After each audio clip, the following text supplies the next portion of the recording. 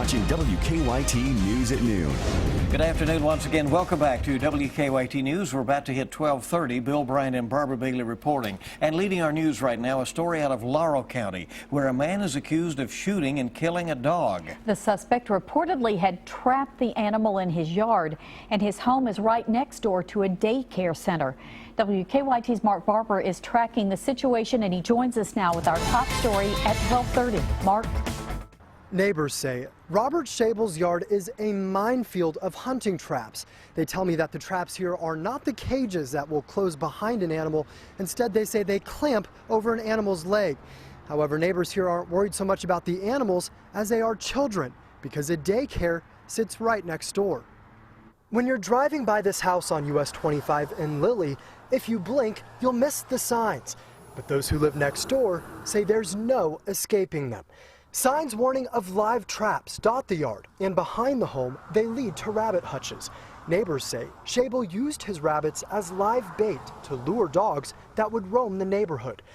According to an arrest citation, 3 weeks ago, Schabel trapped one, and while the dog was howling, shot and killed it. We're told the 35-year-old killed the dog even though a neighbor offered to take it to a vet. Schabel was arrested yesterday and charged with second-degree animal cruelty and second-degree wanton endangerment. Waiting for the case to move through court, parents and daycare employees still have concerns. They're talking about the case, but they don't want to go on camera yet. They're not happy with what's going on, and their concern is their children. Schabel will make his first court appearance tomorrow morning. He did not want to talk to us about the case from the detention center. In Laurel County, Mark Barber, WKYT. Mark, thank you. Now, Schabel is in jail on a $2,500 cash bond. State police are investigating a double murder in southern Kentucky. Just north of Manchester, it happened on Birchall Hollow Road. A man and a woman were found shot to death outside of a home. Police have interviewed a number of people in that area, but so far, no suspects or even persons of interest have been named. The sheriff's office had received a call about a deceased male at a residence. Upon their deputies' arrival, they discovered two deceased subjects, a male and a female. They then contacted the Kentucky State Police. When we got detectives on the scene, we discovered the male and the female victim deceased of apparent gunshot wounds. Both bodies have now been sent to the state medical examiner. Autopsies were scheduled for earlier today. Those results have not yet been announced.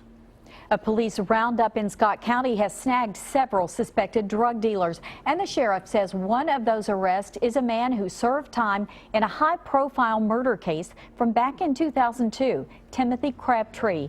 Police began serving warrants around 9:30 this morning. Crabtree, who was arrested on heroin trafficking charges, was one of around 40 drug dealers targeted in the operation. The hope is to curb the problem that we have, to let the individuals know out here that are dealing in narcotics that we're going to continue to investigate this. This isn't going to be a 4-month thing that we're going to stop and not do it again for 6 months. We're going to continue to go out and target these drug dealers. Hampton says half the arrests made today were on heroin trafficking charges. The operation was the result of 4 months of planning. Republican Governor Matt Bevin has named a new state justice secretary. And he is a key Democrat. State Representative John Tilley of Hopkinsville named to the key post in the Bevin administration.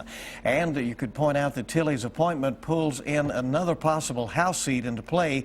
There will have to be a special election to replace him in western Kentucky, and Democrats currently hold a razor-thin majority in the state House. Tilley is a 46-year-old lawyer who has chaired the House Judiciary Committee since 2009.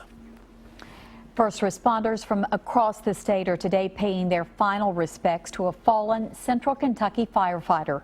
30-year-old Zach Clevenger died hours after fighting a fire Friday night in Estill County. WKYT's Hillary Thornton is joining us live now with more on that story.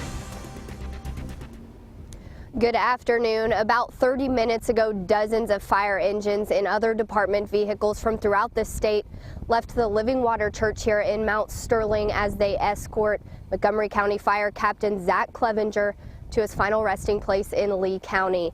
The 30-year-old died early Saturday morning after help fight a fire in Estill County. The coroner said the initial autopsy shows his death was heart-related.